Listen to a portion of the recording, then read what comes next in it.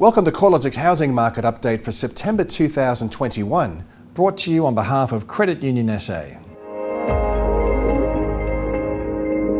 Despite many parts of the country remaining in some level of lockdown, the housing boom continued to roll on, with national home values rising another 1.5% last month. The rate of growth remains strong across most areas of the country, but we are seeing mounting evidence the growth trend is losing some momentum. The 1.5% rise in August was actually the softest monthly outcome since January this year. The slowing rate of growth probably has more to do with worsening housing affordability constraints than ongoing lockdowns. Housing prices have been rising almost 11 times faster than wages growth over the past year, creating a more significant barrier to entry for those who don't yet own a home. Lockdowns are having a clear impact on consumer sentiment. However, to date, restrictions have resulted in falling advertised listing numbers and, to a lesser extent, fewer home sales, with less impact on price growth momentum. It's likely the ongoing shortage of properties available to purchase is central to the upwards pressure on housing values. The latest update takes Australian housing values 15.8% higher over the first 8 months of the year and 18.4% above levels a year ago. In dollar terms, the annual increase in national dwelling values equates to approximately $103,400, or about $1,990 per week. In comparison, Australian wages are rising at the average annual rate of 1.7%. This is the fastest annual pace of growth in housing values since the year ending July 1989. As a quick retrospective, in the late 1980s, the annual pace of national home value appreciation was as high as 31%, so the market isn't quite in unprecedented territory.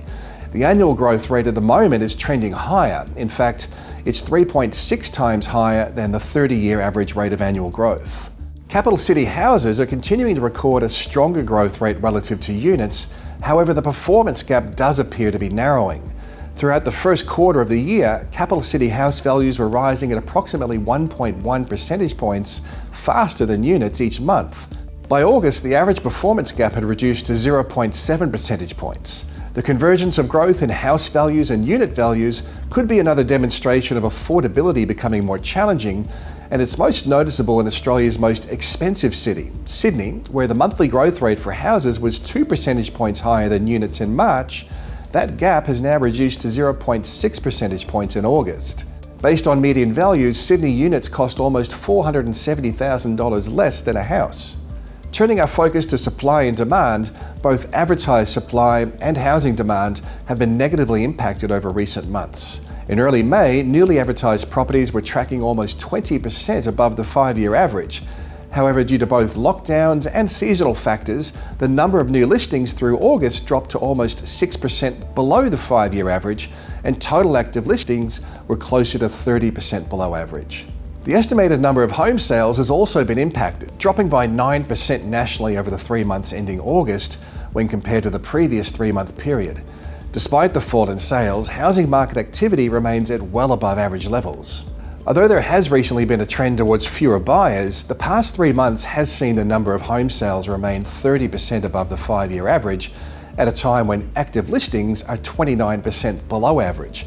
Clearly, there is still a disconnect between advertised supply and housing demand, even in the cities where lockdown restrictions are active, which is keeping upwards pressure on housing prices despite the challenges faced by both buyers and sellers located in cities with mobility and social distancing restrictions.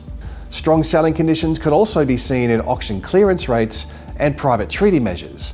Auction clearance rates have trended lower, especially in Melbourne, where a large proportion of auctions have been withdrawn from the market.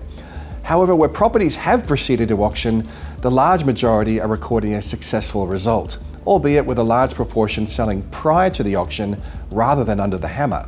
Similarly, the median number of days it takes to sell a property is showing a mild upwards trend. However, most cities, including those navigating extended lockdowns, are continuing to see homes selling in 30 to 35 days or less. At the same time, vendor discounting rates remain at record lows, implying vendors aren't budging much on their initial pricing expectations. Adelaide has recorded one of the highest monthly and quarterly growth rates amongst the capitals, with housing values up 1.9% in August to be 5.3% higher over the past 3 months.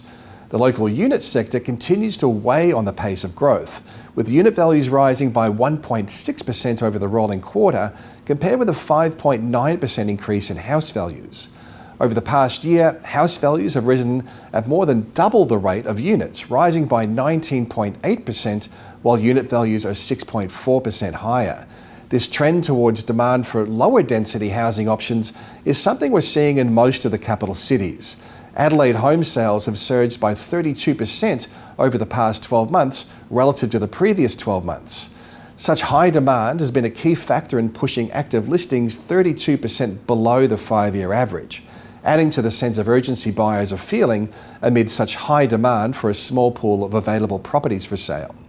Australia's housing market appears to be navigating the uncertainties associated with the Delta outbreaks, much the same as we've seen through previous lockdowns. Supported by low advertised stock levels relative to buyer demand, housing values are continuing to rise, albeit at a slower pace than earlier this year.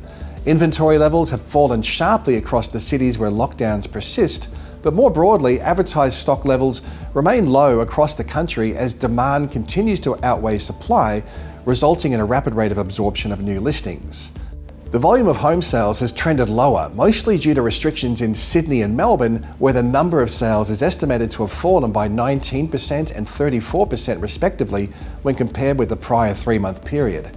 Rules associated with physical property inspections are stricter in Melbourne, which probably helps to explain the larger reduction in sales activity. With spring arriving, we would normally start to see new listing numbers ramping up.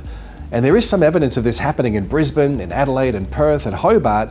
However, the same cannot be said for the cities where lockdown restrictions remain in place. The trend in new listings remains weak in Sydney, Melbourne and Canberra. Housing market activity bounced back quite quickly following previous spot lockdowns and after Melbourne's extended lockdown late last year, and we are expecting a similar turn of events once restrictions are eventually lifted. There is likely to be an element of pent-up supply that's unleashed when restrictions ease, which should see inventory levels rise. Arguably, there's greater uncertainty about whether demand will rise at the same level following lockdowns. Affordability constraints are likely to progressively dampen housing market activity, and further down the track, there's also the potential for credit tightening to have a negative impact on demand.